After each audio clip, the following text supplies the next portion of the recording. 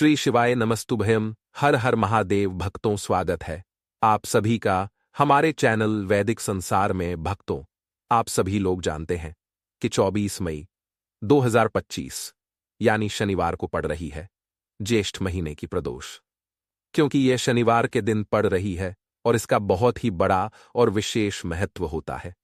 पूज्य गुरुजी ने कहा है, अगर कभी भी मौका लग जाए और ज्येष्ठ महीने का प्रदोष व्रत शनिवार को पड़ जाए तो आप लोगों को 31 चावल के दाने वाला उपाय तो अवश्य ही करना चाहिए। अब दोस्तों, यहां पर इस उपाय को लेकर एक और सबसे बड़ी बात यह निकल कर आती है कि इस 31 चावल के दानों को हमें लेना कहां से होता है और हमें इस उपाय को करने के साथ में क्या और कुछ भी सामग्री ऐसी होती है जो शिव जी के मंदिर लेकर जानी पड़ी देखती है। तो देखो, यहां पर हम आपको बता दें, सबसे पहले आप लोग यह जान लो कि यह जो इस चावल के दाने वाला उपाय है, सिर्फ और सिर्फ आप उपाय की सामग्री लेकर कभी भी शिव जी के मंदिर मत जाना, क्योंकि हमें भगवान के सामने यह नहीं दर्शाना है कि अगर हम भगवान शिव जी के मंदिर आए हैं तो अपने फायदे के लिए आए हैं। तो इसलिए जो भी पूजन सामग्री है, उपाय सामग्री है,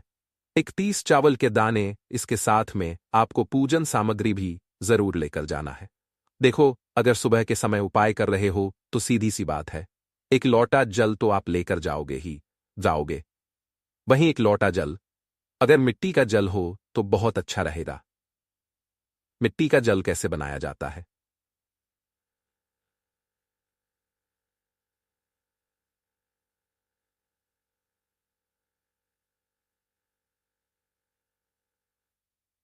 आपके पास इस दिन एक आखिरी मौका रहेगा मिट्टी का जल शिवजी पर चढ़ाने का और उपाय को करने का बहुत बड़ा। आपको इस दिन फल मिलेगा। क्नॉइस तो इसीलिए इस दिन हो सके तो भाई मिट्टी का जल चढ़ाना तो अपने साथ में कम से कम एक लोटा जल तो आपको लेकर जाना ही जाना है। अगर मिट्टी का जल नहीं है तो घर का जल भी आप इस्तेमाल कर सकते हो। इसके अलावा जो भी पूजन सामग्री है, देखो, 31 चावल के दाने यह अलग आपके रहेंगे और जो आपकी पूजन सामग्री रहेंगी वह अलग रहेंगी। पूजन सामग्री में आप जो भी चीज लेकर जाना चाहे वह लेकर जा सकते हैं। एक बेलपत्र भी लेकर जा सकते हैं, उसमें कोई भी दिक्कत वाली बात नहीं है। वहीं अगर हम बात करें शाम के समय की, तो शाम के समय शिव जी पर जल नहीं चढ़ता है।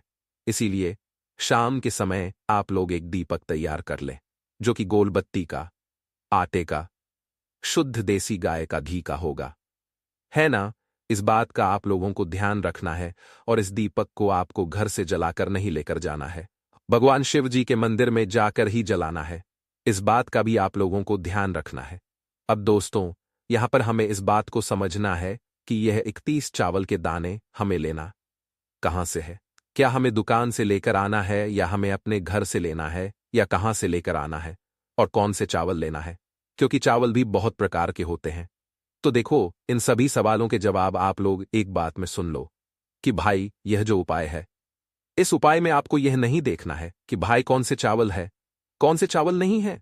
बस जो भी चावल ले रहे हो वह चावल का दाना सबूत होना चाहिए, मतलब साबित होना चाहिए, टूटा हुआ नहीं होना चाहिए, कटा पीटा नहीं होना चाहिए।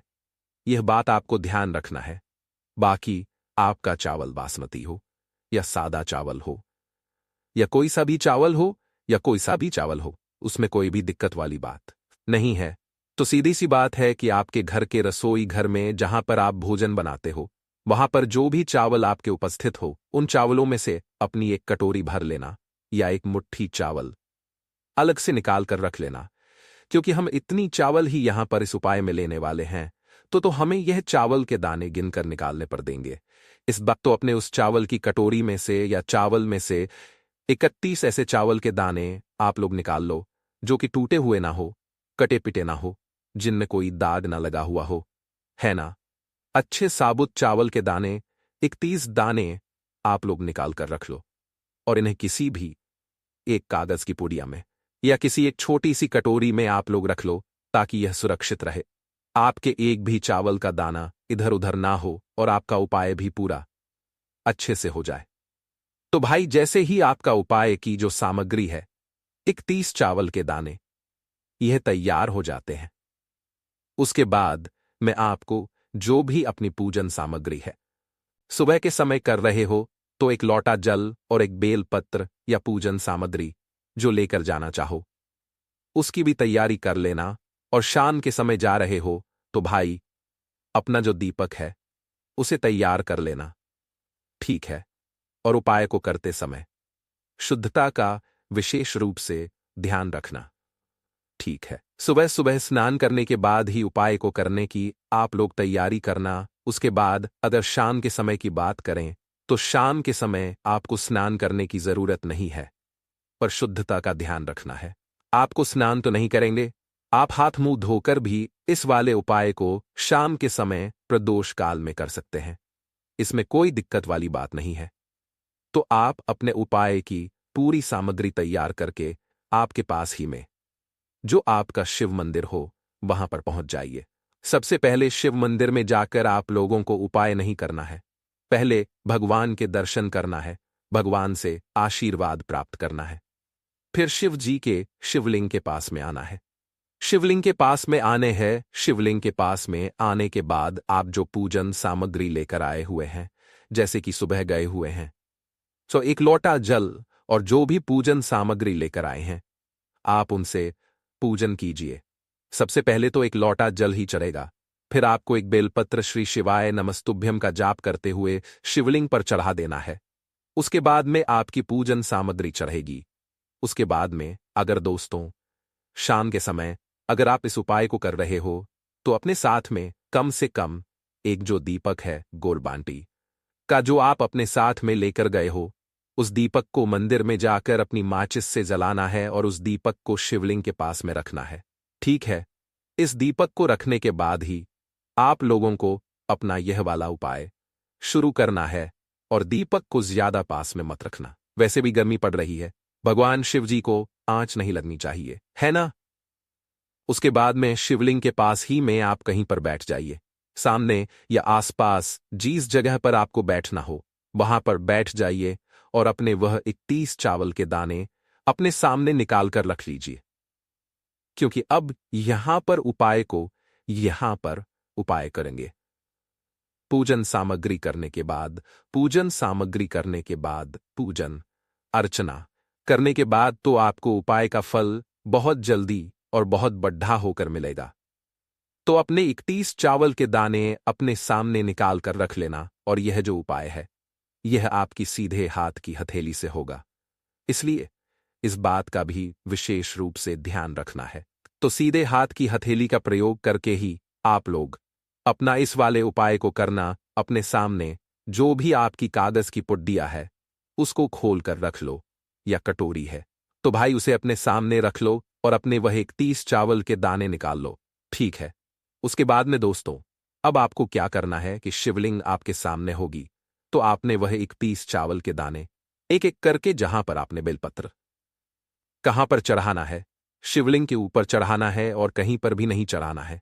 आपको अपने हथेली से तो शिवलिंग के ऊपर चढ़ाना है, भले ही फिर वो अपने आप जलाधारी पर गिर जाए या मतलब वहीं पर गिर जाए, उसमें कोई दिक्कत वाली बात नहीं है, पर आप चढ़ाओ शिवलिंग के ऊपर ही। तो आपको क्या करना है, अपना पहला चावल का दाना उठाना है, श्री शिवाय नमस्तुभ्यम बोलना है और शिवलिंग पर चढ़ा देना है। इसी तरीके से दूसरा चावल का दाना उठा है, शिवलिंग पर चढ़ाना है और मंत्र बोल देना है, और फिर तीसरा चावल का दाना उठाना है, श्री शिवाय नमस्तुभ्यम बोलना है और चढ़ा देना है। इसी प्रकार से आपको पूरे 31 चावल के दाने एक एक करके शिव जी के शिवलिंग के ऊपर चढ़ाना है और भगवान से प्रार्थना करते जाना है। मतलब प्रार्थना तो आपको आखिरी में करना है, पर हर एक चावल के दाने को चढ़ाते समय श्री शिवाय नमस्ते भयम जरूर बोलना है। उसके बाद ही में यह चावल का दाना शिवलिंग के ऊपर आपको चढ़ाना है।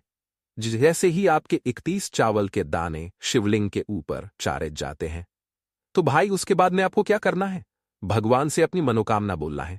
मनोकामना भी कब बोलना है, जब आपका 31 चावल का दाना आपके सीधे हाथ की हथेली में हो और आप उसे चराने के लिए जा रहे हो, श्री शिवाय नमस्तभ्य बोलकर उस आखिरी चावल के दाने को शिवलिंग के ऊपर चढ़ा देना और भगवान से फिर अपनी वह मनोकामना बोल देना। क्नॉइस जी इस मनोकामना के लिए आप लोग अपना यह वाला उपाय कर रहे हो।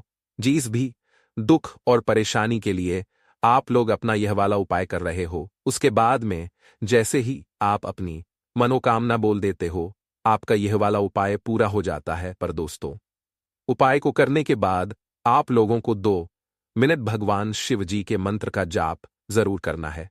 और मंत्र का जाप करने के बाद भगवान से एक और बार